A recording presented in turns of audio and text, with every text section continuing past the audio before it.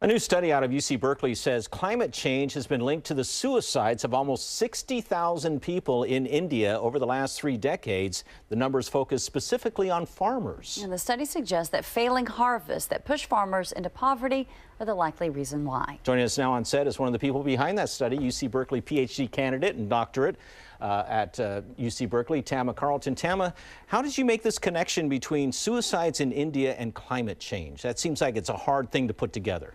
Yeah, so I brought data on records of suicide deaths in India, along with crop yields as well as climate data, and paired those data to try to pull out the relationship between a changing climate and changes in the suicide rate. And what did you find? So I found that when temperatures get to levels that damage crops, suicide rates also rise.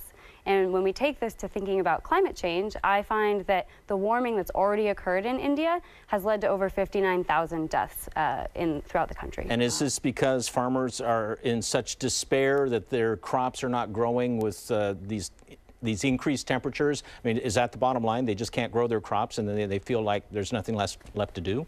That's the hypothesis. I mean, farming in India is incredibly difficult. It's very risky. It's hard to get access to high quality seeds. So something like changes in the climate can elevate risks such that distress and despair could potentially lead some to cope by committing suicide. Okay, so what do you plan to do with this research?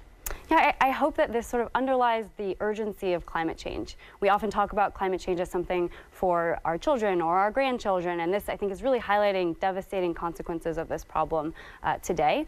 And when we think about adapting, it's possible that policies that the government could take out that would help limit the impact that a climate event has on agricultural income for a farmer, something maybe like crop insurance, could help lower these rising suicide rates. And you mentioned just before we went on the air that you found out the Indian government is interested in this study and may do something. Indeed, there's been quite a good response in India in Indian news, as well as some in government who are very interested to try to figure out what we can do about this troubling problem. Okay, so you took a look at this issue in India. What about here in the U.S.?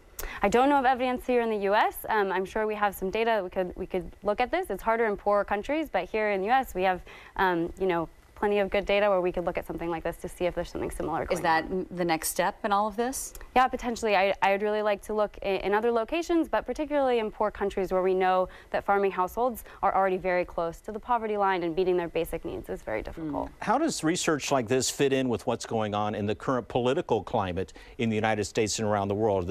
President Trump withdrew the United States from the Paris climate accords. So obviously in Europe there's intense interest in this kind of thing, but the United States, has it backed off? Where do you fit in with what's going on politically? Yeah, so a lot of my research more broadly is understanding how the climate affects society and the economy.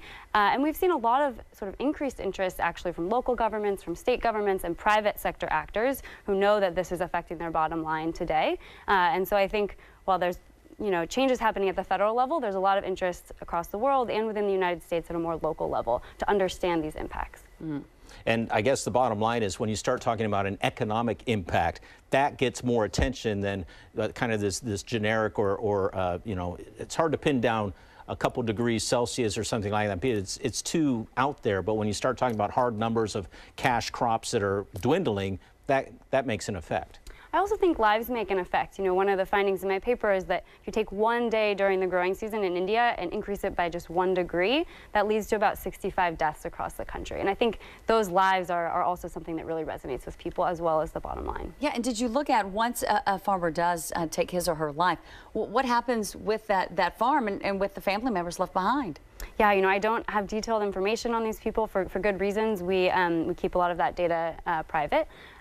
But I think we should really be concerned about the families, particularly when these are men. Often they're men committing suicide, the women and children who are left behind trying to meet the needs of their family. Yeah. Well, Tamma Carleton, it's a fascinating subject, and it's more of a starting point than anything else, right? We want to find out about other countries, including here in the United States, on the effects of climate change and how it could affect farmers and our crops and all of that. So really appreciate you coming in. Thank you so much. Thanks for being here.